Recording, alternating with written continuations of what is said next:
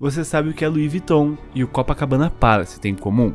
Tanto a famosa marca de luxo francesa quanto o tradicional hotel carioca possuem o mesmo dono, o empresário francês Bernard Arnault. Atualmente, ele é o homem mais rico do mundo, com uma fortuna de mais de 200 bilhões de dólares, ou R$1 trilhão se convertermos para a cotação atual. Caso você não o conheça, Arnault é o acionista controlador da LVMH, o conglomerado de luxo que é dono de marcas famosas como a Louis Vuitton, Dior, Tiffany, Bulgari, entre outras.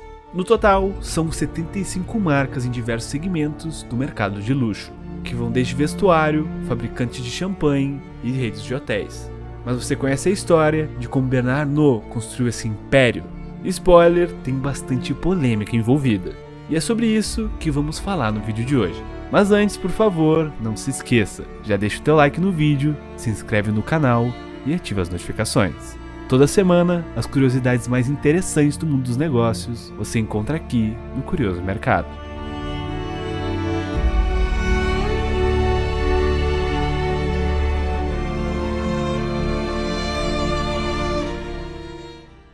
Nascido no dia 5 de março de 1949, na cidade de Roubaix, no norte da França, Bernard Arnault teve uma trajetória curiosa até se tornar dono da LVMH. Ao contrário do que se espera de um grande empresário do setor da moda, nem Arnault nem sua família tinham conexões alguma com esse mercado. Seu pai, o empresário Jean Arnault, atuava no ramo de construção, ou seja, era um empreiteiro. E foi nessa área que o jovem Bernard resolveu seguir. Para tal, ele se matriculou no curso de engenharia da École Polytechnique, uma das faculdades mais prestigiadas do mundo. Logo depois se formou, em 1971, passou a trabalhar na empresa de engenharia do seu pai, a Ferré Savinel. Em apenas 3 anos, tornou-se diretor de construção. Em pouco tempo, convenceu seu pai a migrar o foco da empresa para o mercado imobiliário, que era muito mais lucrativo, e também mudou o nome da empresa para Ferinel.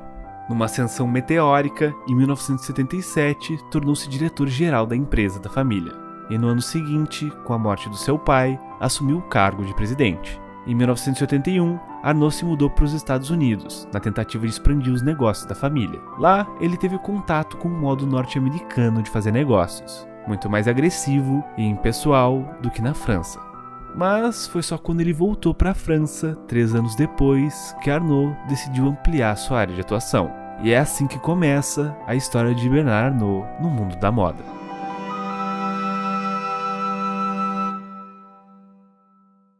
Em 1984, o jovem empresário francês ouviu algo que o deixou muito intrigado. Segundo boatos que circulavam na época, o governo da França estava buscando um comprador para o Grupo Bossach, um conglomerado com atuação nos setores têxtil e de varejo.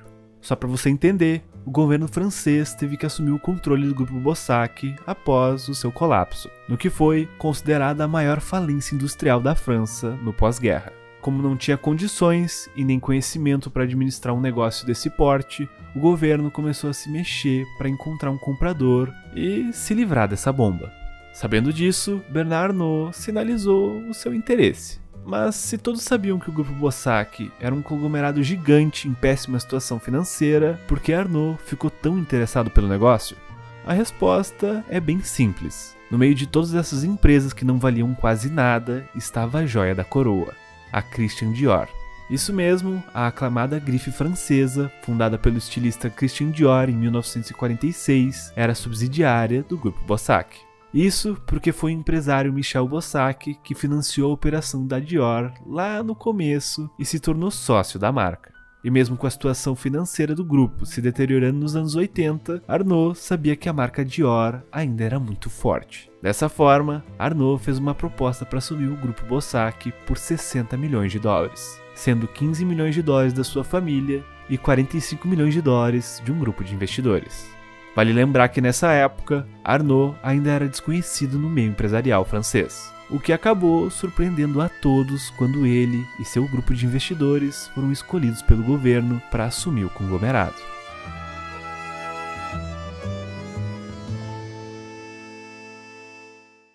Logo que assumiu o controle do Grupo Bossach, Bernard Arnault deu início a um plano agressivo de reestruturação. Tão agressivo que lhe rendeu a alcunha de O Exterminador. Isso porque já nos primeiros anos da sua gestão, Arnault demitiu cerca de 9.000 funcionários e vendeu quase todas as divisões de negócios da empresa, que passou a se chamar Financière Agaché. Mesmo sendo bombardeada pela mídia francesa na época, devido aos severos cortes de custos, o plano de Arnault funcionou.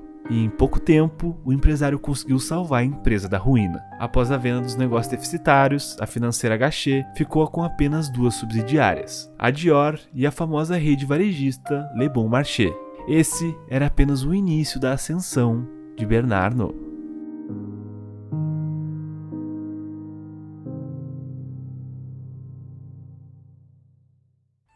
E se você está se perguntando onde entra Louis Vuitton nessa história, é sobre isso que vamos falar agora. Em 1987, enquanto Arnault ainda estava ocupado tocando a operação da Financière Agaché, uma importante fusão acontecia e dava o que falar no meio empresarial francês. Foi nesse ano que a prestigiada grife francesa Louis Vuitton e a fabricante de bebidas Moet Hennessy resolveram unir forças para se proteger de uma potencial aquisição. Nascia a LVMH Moet Hennessy.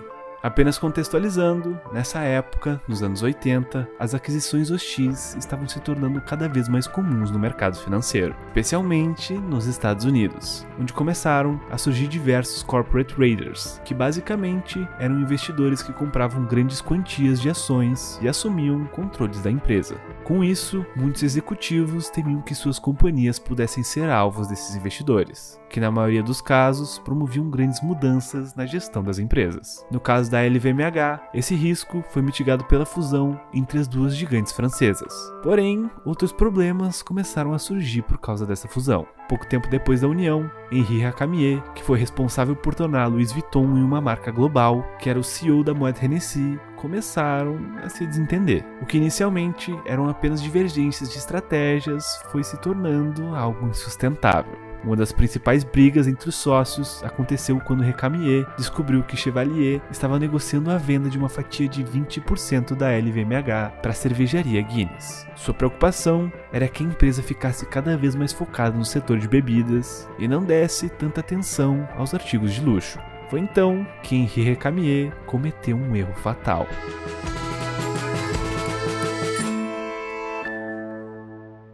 Na tentativa de trazer um aliado para a batalha contra Chevalier, Recamier convidou Bernard Arnault para se tornar sócio da LVMH. Afinal, isso lhe garantiria mais um voto no conselho de administração. Mas o tiro acabou saindo pela culatra devido a um fato curioso. Bernard Arnault levou a proposta a seu advisor, um banqueiro do Lazard, para analisar se valia a pena ou não o investimento.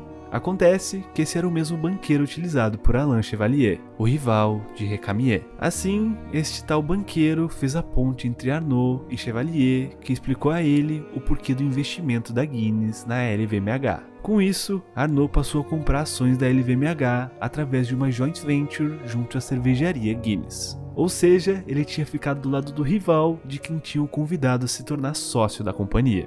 Se já não fosse irônico o suficiente, olha só o que aconteceu na sequência. Poucos meses depois, ficou claro que Arnault não estava nem do lado de Recamier, nem de Chevalier. Numa jogada que chocou o meio empresarial francês na época, Bernard Arnault comprou tantas ações da LVMH que se tornou o maior acionista e o presidente da companhia após a renúncia de Recamier, desbancando os empresários pela disputa do poder. Após esse polêmico episódio, onde Bernard Arnault se mostrou um empresário implacável, a LVMH ligou a máquina de aquisições e saiu comprando diversas marcas de luxo ao longo dos anos seguintes. Nem todas deram certo, vale lembrar. 2 tentativas de aquisições que deram errado geraram bastante repercussão para a LVMH. Uma foi a Gucci em 1999. Quando Arnault passou a comprar uma quantidade enorme de ações da empresa italiana, mas foi surpreendido depois que a grife foi em busca de outro comprador. A Kering, que é dona de marcas de luxo famosa como a Balenciaga e a Yves Saint Laurent. Outro caso que deu o que falar foi em 2010, quando Arnault secretamente adquiriu mais de 20% das ações de outra gigante do luxo, a Hermès. Através da utilização de contratos derivativos complexos, a LVMH conseguiu montar uma posição enorme na Hermès sem ter sua identidade revelada. Quando o CEO da empresa descobriu, levou o caso a público e disse que não estava à venda, fazendo com que Arnault se desfizesse de todas suas ações. Mas polêmicas à parte, mesmo sem ter conseguido adquirir as poderosas Gucci e Hermès, Bernard Arnault continuou comprando uma série de empresas no segmento de luxo. Em 2003, ele fechou a aquisição da empresa italiana Fendi. 7 anos depois, veio a compra da La Samaritaine, uma importante loja de departamentos francesa. Em 2011, o bilionário anunciou a aquisição, por meio de um acordo de ações, da joalheria italiana Bulgari, numa operação de quase 5 bilhões de dólares. 2 anos depois, ele pagou em torno de 2,6 bilhões de dólares pelo fornecedor de lã fina Loro Piana. Em 2016, ele incorporou ao portfólio a marca alemã de malas Rimowa. 2 anos depois, a LVMH assumiu o controle da Belmonte, uma empresa de hotelaria de luxo e dona do Copacabana Palace. Bernard ainda realizou alguns investimentos em companhias como Netflix, Airbnb e Spotify, além de ter se tornado um dos maiores acionistas do Carrefour em 2019. Arnault ainda é dono também dos jornais Le Parisien e Les Echos. A mais recente aquisição do bilionário francês e a mais cara da história da LVMH foi a joalheria americana Tiffany, em 2021, por 16,2 bilhões de dólares. Ou seja, a LVMH é realmente uma máquina de aquisições.